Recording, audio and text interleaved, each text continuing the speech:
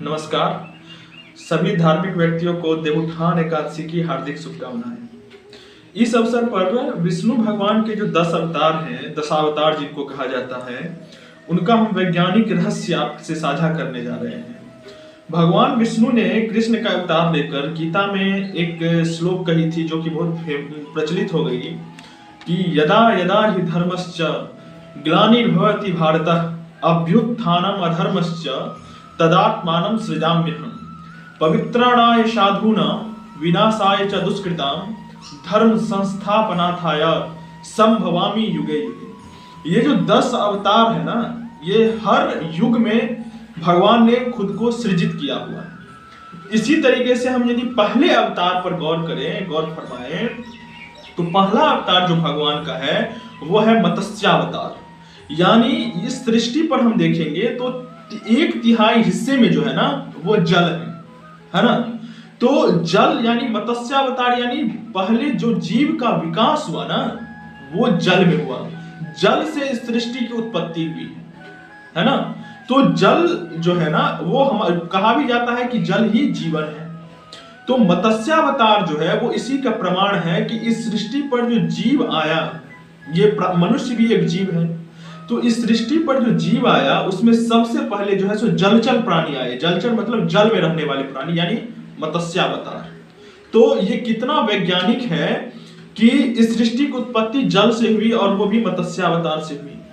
दूसरा जो है वो कूर्मावतार यानी कछुआ। अब हम गौर करते हैं कि कछुआ जो होता है ना वो दलदल में रहता है। दलदल मतलब जल और मिट्टी का जो मिश्रण होता है यानी कीचड़, उसमें रहता है। तो मतलब तैरने वाले से जो है ना रेंगने वाले प्राणियों में विकास हुआ जीव का। इसी का प्रतीक है कछपावतार यानी कछुए का अवतार। अब तीसरा अवतार जो है वो वराह अवतार। आप यदि गौर करेंगे तो वराह अवतार का जो फोटो देखेंगे आप तो उसमें जो मतलब सुअर का अवतार लिए हैं भगवान विष्णु ने, उसमें उन्होंने अपने सिंह पर जो है सो पृथ्वी को उठाया हुआ है। कहने का मतलब है, यह संकेत है एक कि जीव पहली बार जो है वो जल से निकल करके पृथ्वी पर आया।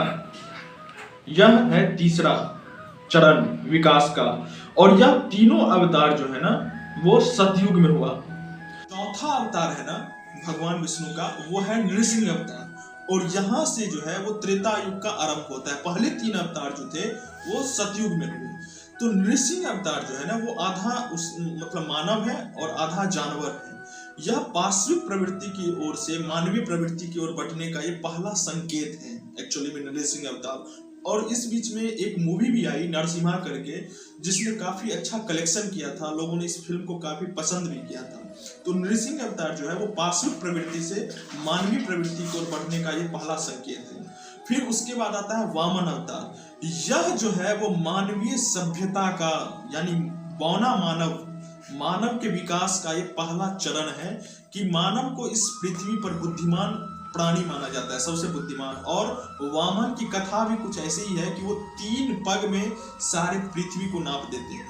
यानी ये बुद्धिमान मानव की ओर पहला संकेत है वामन अवतार। उसके बाद अगर हम आए परशुराम, जो जिनके हाथ में आप देखते हैं कुल्हाड़ी और धनुष रहता है, इसकी तुलना कुछ व्यक्तियों ने आदि मानव से की है कि यह थोड़े हिंसक प्रवृत्ति के थे, थोड़े गुस्सैल थे, थोड़े मतलब आप कह सकते हैं कि इनमें तामसिक गुण का ज्यादा प्रभाव था।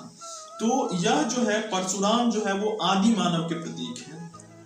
उसके बाद अगर हम गौर करें तो राम भगवान का अवतरण होता है। और राम भगवान का अवतरण जो है वह मानवीय सभ्यता का मर्यादित पुरुष की ओर पहला कदम है, पहला संकेत है राम भगवान का जो सामाजिक हुआ और जिसने समन्वय की चेष्टा की।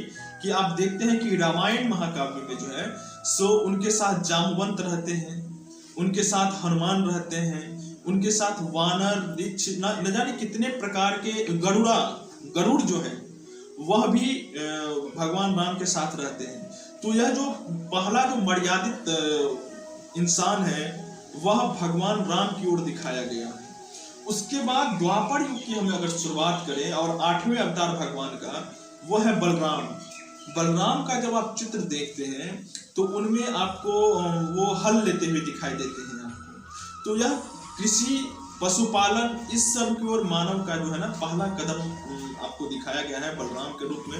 इनको भी शेषनाग का प्रतीक माना गया है और ये भगवान विष्णु के 8वें अवतार के रूप में इनको उल्लिखित किया गया है, जिससे यह दर्शा सके कि मानव ने पहली बार व्यवसाय करना शुरू कर दिया इस धरती पर बलराम के रूप में। आप इसमें देखेंगे भी कि बलराम के आगे में ही बल का प्रयोग है, यानी शक्ति का प्रयोग। तो जिन्होंने अपनी शक्ति के द्वारा यहाँ पर संसाधन के द्वारा यहाँ से जो है उर्वर शक्तियों के द्वारा जीवन यापन शुरू किया, वह संकेत है बलराम का। अब हम अगर 9वें अवतार के रूप में बात करें कृष्ण भगवान का, तो आप देखेंगे कि कृष्ण के जो है सो हाथों में बांसुरी है, चक्र है, वह कुरुक्षेत्र में दार्शनिक की भूमिका में है, वह बांसुरी बजाते हैं, यानी और कृष्ण को पूर्णावतार भी कहा जाता है।